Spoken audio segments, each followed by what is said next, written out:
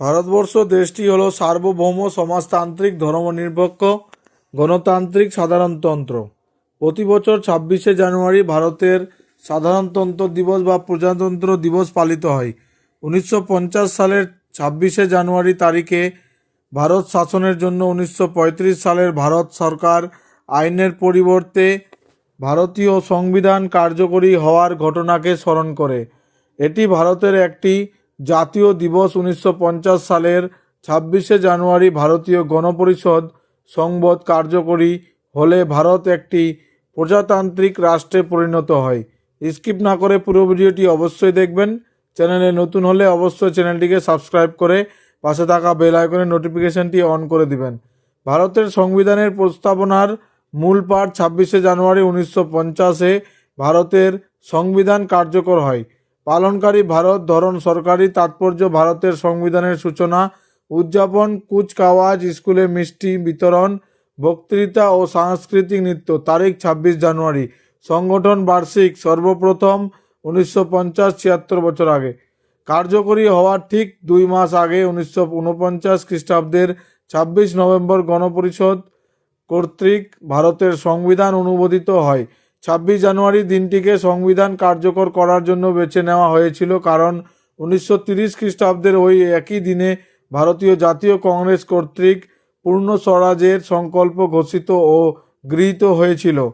এই দিনটি ভারতের 3টি জাতীয় দিবসের অন্যতম। অন্য দুটি জাতীয় দিবস যথাক্রমে স্বাধীনতা দিবস ও গান্ধী জয়ন্তী। এই দিন সারা ভারতেই নানা অনুষ্ঠানের আয়োজন করা হয়। কেন্দ্রীয় কুচকাওয়াজের অনুষ্ঠানটি হয় নতুন দিল্লির রাজপথে। ভারতের রাষ্ট্রপতি এই অনুষ্ঠানে উপস্থিত থাকেন। ইতিহাস। 15 আগস্ট 1947-এ দীর্ঘ স্বাধীনতা আন্দোলনের ফলে ভারত ব্রিটিশ শাসন থেকে মুক্তি পায়। এই আন্দোলন এর শেষ বৈশিষ্ট্য ছিল মহাত্মা গান্ধীর নেতৃত্বে পরিচালিত প্রায় সম্পূর্ণ শান্তিপূর্ণ অহিংস অসহযোগ আন্দোলন ও আইন অমান্য আন্দোলন। স্বাধীনতা লাভের প্রক্রিয়াটি সম্পূর্ণ হয় যুক্তরাজ্যের সংসদে ভারতীয় স্বাধীনতা আইন পাস হওয়ার মাধ্যমে। এর ফলে ব্রিটিশ ভারত ভেঙে গিয়ে কমনওয়েলথ অফ নেশনসের অন্তর্গত অধিরাজ্য হিসাবে দুটি স্বাধীন রাষ্ট্র ভারত ও পাকিস্তানের জন্ম হয়। 15 আগস্ট 1947-এ ভারত স্বাধীন হলেও দেশের প্রধান হিসেবে তখনও বহাল ছিলেন ষষ্ঠ জর্জ এবং লর্ড লুই মাউন্টব্যাটেন ছিলেন এর গভর্নর জেনারেল। তখনও দেশে কোনো স্থায়ী সংবিধান ছিল না। ঔপনিবেশিক ভারত শাসন আইনে কিছু রদবদল ঘটিয়েই দেশ শাসনের কাজ চলছিল। 1947 সালের 28 আগস্ট একটি স্থায়ী সংবিধান রচনার জন্য ড্রাফটিং কমিটি গঠন করা হয়। এই কমিটির চেয়ারম্যান ছিলেন ভীমরাও রামজি আম্বেদকর। 4 নভেম্বর 1947 তারিখে কমিটি একটি খসড়া সংবিধান প্রস্তুত করে গণপরিষদে জমা দেয়। চূড়ান্তভাবে সংবিধান গৃহীত হওয়ার আগে 2 বছর 11 মাস 18 দিন ব্যাপী সময়ে গণপরিষদ এই খসড়া সংবিধান আলোচনার জন্য 166 বার অধিবেশন ডাকে। এই সমস্ত অধিবেশনে জনসাধারণের প্রবেশের অধিকার ছিল। 1949 সালের 26 নভেম্বর স্বাধীন ভারতের সংবিধান গৃহীত হওয়ার পর ঠিক করা হয় 1930 সালের 26 জানুয়ারি প্রথম স্বাধীনতা দিবস পালনের সেই দিনটিকে শ্রদ্ধা জানিয়ে 1950 সালের 26শে জানুয়ারি থেকে ভারতের সংবিধান কার্যকর হবে এবং সেদিন থেকে প্রজাতান্ত্রিক ভারতবর্ষ বা রিপাবলিক অফ ইন্ডিয়া হিসেবে পরিচিত হবে। বহু বিতর্ক ও কিছু সংশোধনের পর 1950 সালের 24শে জানুয়ারি গণপরিষদের 284 জন সদস্য চূড়ান্ত সংবিধানের হাতে লেখা দুটি নথিতে, একটি ইংরেজি ও অপরটি হিন্দি স্বাক্ষর করেন। এর 2 দিন পর সারা দেশব্যাপী এই সংবিধান কার্যকর হয়। উদযাপন। সাধারণতন্ত্র দিবস উদযাপনের প্রধান কর্মসূচি পালিত হয় ভারতের রাষ্ট্রপতির সামনে জাতীয় রাজধানী নয়াদিল্লিতে। এই দিন রাজপথে আড়ম্বরপূর্ণ কুচকাওয়াজ অনুষ্ঠিত হয়, যা ভারত রাষ্ট্রের উদ্দেশ্যে উৎসর্গ করা হয়। 2014 খ্রিস্টাব্দের 65তম সাধারণতন্ত্র দিবসে মহারাষ্ট্র সরকার প্রথমবার দিল্লি সাধারণতন্ত্র দিবস কুচকাওয়াজের অনুকরণে মেরিন ড্রাইভ বরাবর তাদের নিজস্ব কুচকাওয়াজের আয়োজন করেছিল। ভারতের বিভিন্ন রাজ্যের রাজধানীতে সংশ্লিষ্ট মুখ্যমন্ত্রীদের উপস্থিতিতে সাধারণতন্ত্র দিবসের কুচকাওয়াজও অনুষ্ঠিত হয়। দিল্লি সাধারণতন্ত্র দিবস কুচকাওয়াজ।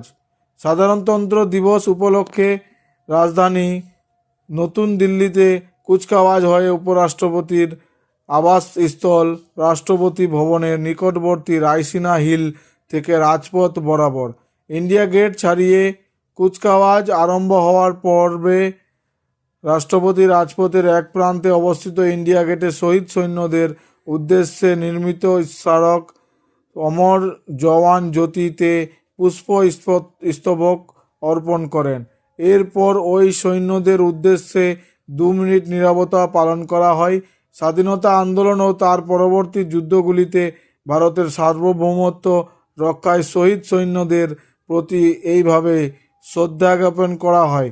এরপর রাষ্ট্রপতি অন্যান্য বিশিষ্ট ব্যক্তিদের সাথে মিলিত হন এবং প্রধান অতিথিদের সাথে রাজপথে অবস্থিত অনুষ্ঠানের মূল মঞ্চে আসেন।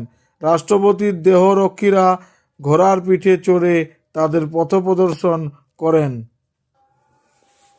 বিটিং রিট্রিট দ্বারা সাধারণতন্ত্র দিবস উদযাপনের আনুষ্ঠানিক সমাপ্তি হয়। সাধারণতন্ত্র দিবসের 3 দিন পর জানুয়ারি সন্ধ্যাবেলা বিটিং রিট্রিট অনুষ্ঠিত হয়। ভারতের সামরিক বাহিনীর 3 প্রধান শাখা, ভারতীয় স্থলসেনা, ভারতীয় নৌবাহিনী এবং ভারতীয় বায়ুসেনা এই রিট্রিটে অংশ নেয়। রাজপথের প্রান্তে ভারতের কেন্দ্রীয় সচিবালয় ও রাষ্ট্রপতি ভবনের নর্থ ব্লক ও সাউথ ব্লক ভবন দুটির মধ্যবর্তী রাইসিনা হিল ও বিজয় চকে এই অনুষ্ঠানটি হয়। অনুষ্ঠানের প্রধান অতিথি হলেন ভারতের রাষ্ট্রপতি, যিনি অশ্বারোহী পিবিজি কর্তৃক পথ প্রদর্শিত হয়ে আসেন। তিনি উপস্থিত হলে পিবিজির অধিনায়ক তার বাহিনীকে জাতীয় অভিবাদনের নির্দেশ দেন। এরপর সামরিক বাহিনী কর্তৃক ভারতের জাতীয় সঙ্গীত গাওয়া হয়। এই সঙ্গীতের পাশাপাশি সম্মিলিত স্থল, জল ও বায়ুসেনার বিভিন্ন ব্যান্ড, পাইপ, ভেরি প্রভৃতি বাদ্যযন্ত্রের কুশলীরা অনুষ্ঠানের শেষ লগ্নে সারে জাহাঁ সে আচ্ছা প্রভৃতি দেশাত্মবোধক গানের আয়োজনও করেন। চিত্রশালা। আলোয় সাজানো রাষ্ট্রপতি ভবন, বেলুনে চিত্রিত তিরঙ্গা, সাধারণতন্ত্র দিবসে বিএসএফের কুচকাওয়াজ। সাম্মানিক অতিথি। 1950 খ্রিস্টাব্দের ভারত সাধারণতন্ত্র দিবসের কুচকাওয়াজে বিভিন্ন দেশের রাষ্ট্রপ্রধান অথবা গুরুত্বপূর্ণ নেতৃস্থানীয় ব্যক্তিবর্গকে সাম্মানিক রাষ্ট্রীয় অতিথি হিসাবে বরণ করে আসছে। 1950 থেকে 1954 সালের পর্যন্ত বিভিন্ন স্থানে এই কুচকাওয়াজ অনুষ্ঠিত হয়। 1955 সালের থেকে অতিথি রাষ্ট্রকে হবে তা নির্ধারিত হয় কৌশলগত, অর্থনৈতিক ও রাজনৈতিক গুরুত্ব বিবেচনা করে। 1950 থেকে 1970-এর দশকের মধ্যে বেশ কিছু জোট নিরপেক্ষ ও পূর্ব ব্লক রাষ্ট্রকে ডাকা হয়েছিল। ঠান্ডা যুদ্ধ শেষ হওয়ার পর অনেক পাশ্চাত্য নেতাকেও ডাকা হয়েছে। গুরুত্বপূর্ণ একটি বিষয় হলো এই যে চীন ও পাকিস্তানের সাথে ভারতের রক্তক্ষয়ী যুদ্ধের আগে পর্যন্ত ওই 2 রাষ্ট্রের নেতৃবৃন্দ সাধারণতন্ত্র দিবসে ভারতে আমন্ত্রিত হয়েছিলেন। 1965 সালের সাধারণতন্ত্র দিবসে পাকিস্তানের খাদ্য ও কৃষি মন্ত্রী ভারতের সাম্মানিক অতিথি ছিলেন এবং এর কয়েকদিন পরেই 2 দেশের যুদ্ধ বাধে। একাধিকবার যে সমস্ত রাষ্ট্র আমন্ত্রিত হয়েছে তাদের মধ্যে আছে প্রতিবেশী ভুটান ও শ্রীলঙ্কা, প্রতিরক্ষা মিত্র ফ্রান্স, সোভিয়েত ইউনিয়ন রাশিয়া, যুক্তরাজ্য, বাণিজ্য সহযোগী ব্রাজিল এবং জোট নিরপেক্ষ মিত্রগোষ্ঠী নাইজেরিয়া ও ভূতপূর্ব যুগোস্লাভিয়া। ভুটান ও ফ্রান্স সবচেয়ে বেশি বার 4বার আমন্ত্রিত হয়েছে, আর তাদের পরেই আছে মরিশাস ও সোভিয়েত ইউনিয়ন রাশিয়া। সশক্ত 2 দেশে আমন্ত্রিত হয়েছে 3 বার করে। পুরো ভিডিওটি দেখার জন্য ধন্যবাদ বন্ধুরা।